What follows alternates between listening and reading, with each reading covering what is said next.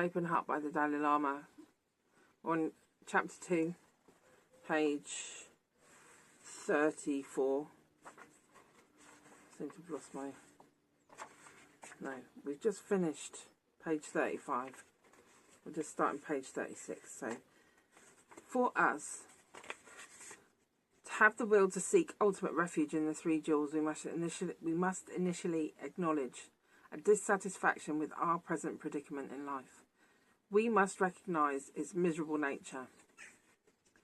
Based on a true, profound recognition of this, we naturally wish to change our condition and end our suffering. We are then motivated to seek a method for bringing this about. Upon finding such a method, we view it as haven or shelter from the misery we wish to escape. The Buddha, Dharma and Sangha are seen to offer such shelter and are therefore apt providers of refuge from our suffering. It is in this spirit that the Buddhist seeks refuge in the three jewels.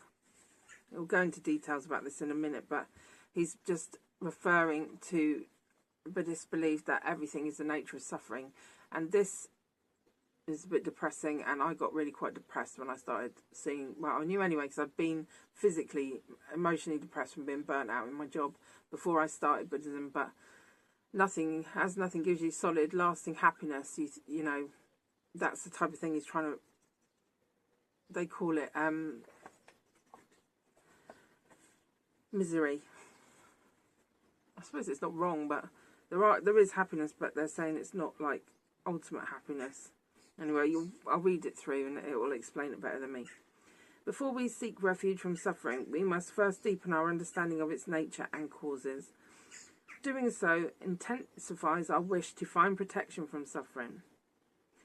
There is this argument that we don't change as human beings until we're suffering so bad we haven't got a choice. Such a mental process which incorporates study and contemplation must also be applied to develop our appreciation of the Buddha's qualities. Again, it's not the qualities of a man who lived in the past in an Indian culture. It is the qualities of your and all global living beings, wisdom, compassion. This leads us to value the method by which he attained these qualities. His doctrine, the Dharma. This leads us to value the method by which he attained these qualities. His doctrine, the Dharma. From this ensues our respect for the Sangha, the spiritual practitioners engaged in applying the Dharma. Our sense of respect for this refuge is strengthened by contemplation, as is our determination to engage in a daily practice. This is how the NKT get you, you see. Because you think, I really like what Buddha's saying, he's right, everything's suffering, and you're just like, boom, your brain is blown open. And then he's like, oh, well, you know, now you need to rely on the Dharma. And you think, well, where can I get a teacher who knows what they're talking about? You look around and the only available like places are NKT places. So you go and then you think, oh, well, these people must be my Sangha.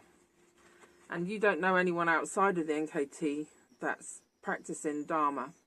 So when you look at Dharma as just books and stuff from Buddhism, when you get into it a bit more, you realise Dharma is everything and everywhere, and it's not at all associated with one group or anything like that. It's in the smile of your friend who sees that you're struggling.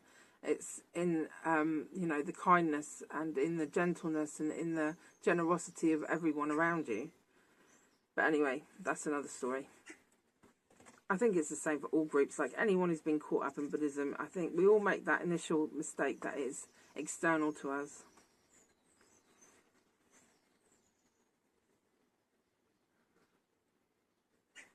As a Buddhist, when we take refuge in the Buddha's doctrine, the second of the three jewels, we are actually taking refuge in both the prospect of eventual state of freedom from suffering and in the path or method by which we attain such a state.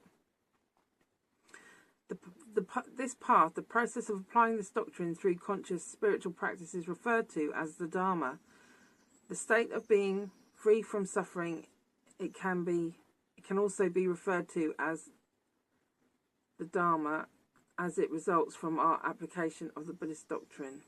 I'm sorry, I'm a bit tired this morning. I didn't want to get up early this morning, but it's like 6 o'clock. I've been up since 5. this path, the process of applying this doctrine through conscious spiritual practice, is referred to as the Dharma. I've decided to practice Dharma, therefore I am Buddhist, follow Buddha, so therefore I'm practicing Dharma. The state of being free from suffering can also be referred to as the Dharma. So once you become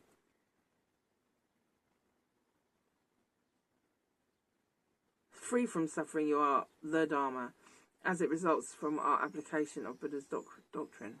Don't know why that's important. I need to think about that. As our understanding and faith in the Dharma grows, we develop an appreciation for the Sangha, the individuals, both past and present, who have attained such states of freedom from suffering. Or, you know,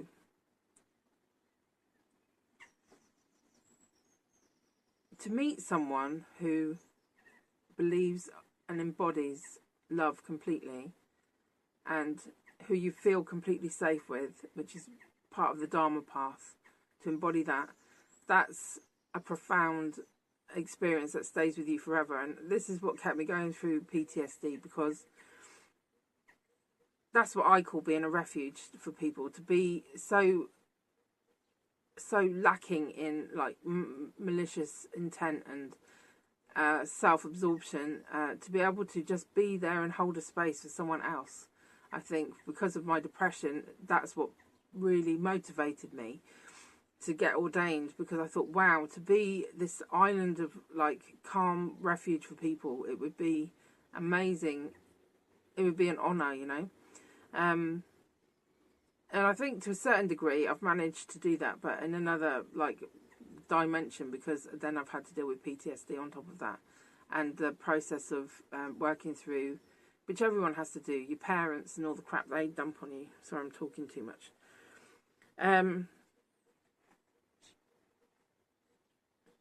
We can then, that's why your Sangha isn't the people that necessarily are touting the words, it's the people who embody the actual teachings. We can then conceive of the possibility of a being who has attained total freedom.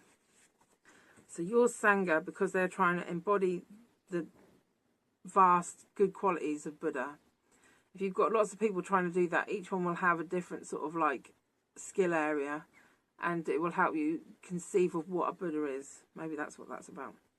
We can then conceive of the possibility of a being who has attained total freedom from the negative aspects of mind, a Buddha. And as our recognition of the miserable nature of life develops, so does our appreciation of the Buddha, Dharma and Sangha.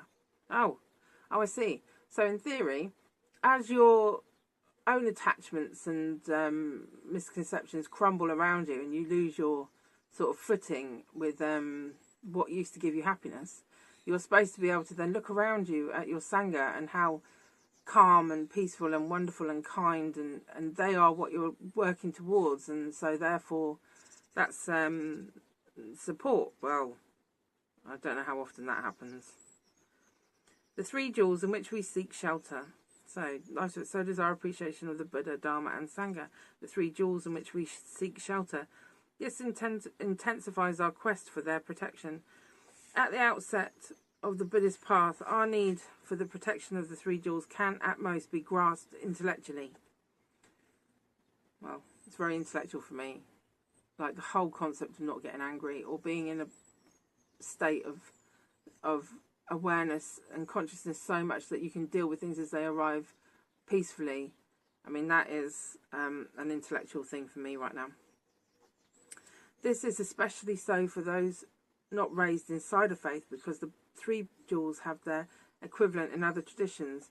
It is often easier for those who have been raised inside such a tradition to recognise their value. I don't know about that. I suppose so. Because I've met loads of people who aren't religious that are very moral and good people. Okay, right, so the next bit.